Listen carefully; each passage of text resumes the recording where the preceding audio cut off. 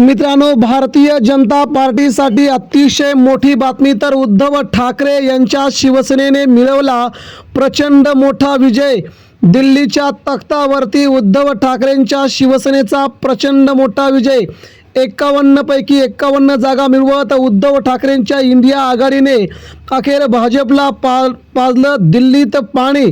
मित्रांनो, बातमी अतिशय महत्त्वाची। देशामध्ये बदल होण्यास झाली सुरुवात।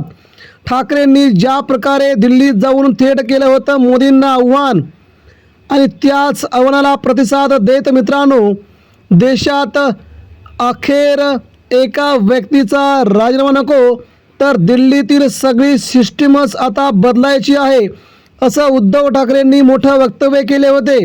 आणि जेनजींनी अखेर उद्धव ठाकरेंना साथ देत युवकांचा आणि तरुणांचा पुढाकार घेत उद्धव ठाकरेंनी मात्र या निवडणुकीला सामोरं जाण्याचं ठरवलं।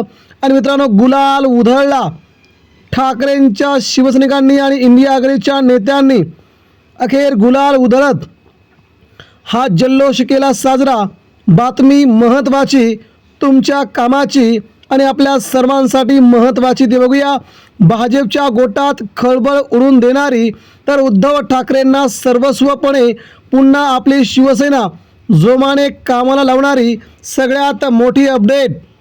मित्रांनो, देश पातळीवरती भाजपला कुणीतरी आव्हान दिलं, तेही त्यांच्या केंद्राच्या दिल्लीत जाऊन। देशातील आजपर्यंत कोणताच नेता दिल्लीत जाऊन भाजपला थेट आव्हान देत नव्हता, परंतु देशाच्या इतिहासामध्ये शिवसेना प्रमुखांचे सुपुत्र असणारे आणि कडवट कट्टर हिंदुत्ववादी असणारा उद्धव ठाकरेंचा नवा अवतार भाजपने बघितला। आणि भाजपला मात्र ठाकरेंनी थेट दिल्लीत जाऊन आव्हान केलंय। ते आव्हान असे होते की ठाकरेंशी लढायला तुम्हाला पुढे कित्येक वर्ष जन्म घ्यावा लागेल, शिवसेना संपवण्यासाठी तुम्हाला 7 पिढ्या खर्च करावे लागतील, तर देखील शिवसेना संपणार नाही। आणि आता देशातील दिल्लीतील अख्खी सिस्टीम आता बदलायची आहे। सिस्टीम बदलल्याशिवाय युवकांना, तरुणांना, जेनजींना देशात चांगले दिवस येणार नाहीत। हा उद्धव ठाकरेंचा तो त्या दिवशीचा सर्वात मोठा अवतार पाहून भाजपा देखील भितरली होती, भाजपा घाबरली होती। आणि मित्रांनो, आता या उद्धव ठाकरेंच्या विजयाने मात्र शिक्कामोर्तब झालंय। मित्रांनो, सध्या पश्चिम रेल्वेमध्ये रेल कामगार सेना, उद्धव ठाकरेंची रेल कामगार सेना गेल्या 50 वर्षांपासून रेल्वे कर्मचाऱ्यांसाठी अतिशय मोठ्या प्रमाणामध्ये काम करते।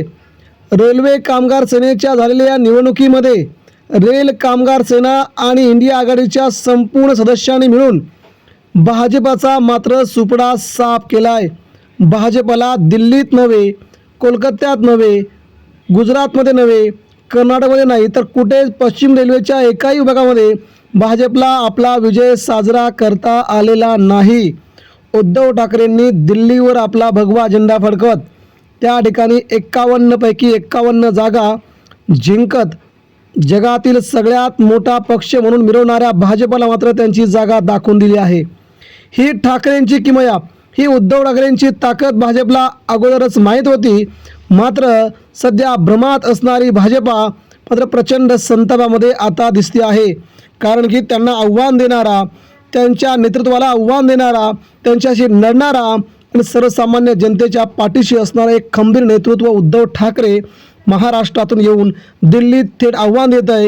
ही भाजपसाठी येणाऱ्या काळामध्ये हद्दपारीला सुरुवात करणारी, केंद्राच्या सत्तेला सुरुंग लावणारी ठाकरेंची विजयाची भगवी तुतारी आगामी काळात केंद्राला जबरदस्त हादरा देईल, ही देखील तेवढीच महत्त्वाची बातमी आहे। मित्रांनो, देशाच्या राजकारणामध्ये आपण जर पाहायला गेलं तर उद्धव ठाकरेंना हरवणं सोपं आहे, परंतु मित्रांनो, ठाकरेंच्या विचारांना हरवणं भाजपला कदापिही जमणार नाही।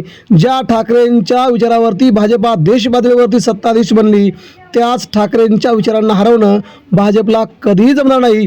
आणि ते विचार उद्धव ठाकरेंच्यामध्ये आहेत।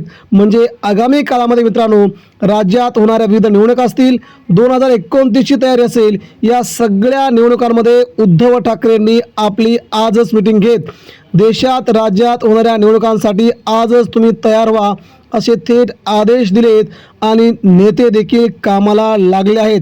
त्यामुळे आगामी काळामध्ये लोकसभेसाठी विधानसभेसाठी उद्धव ठाकरेंनी मुंबईतून आज बिगुल फुंकलंय.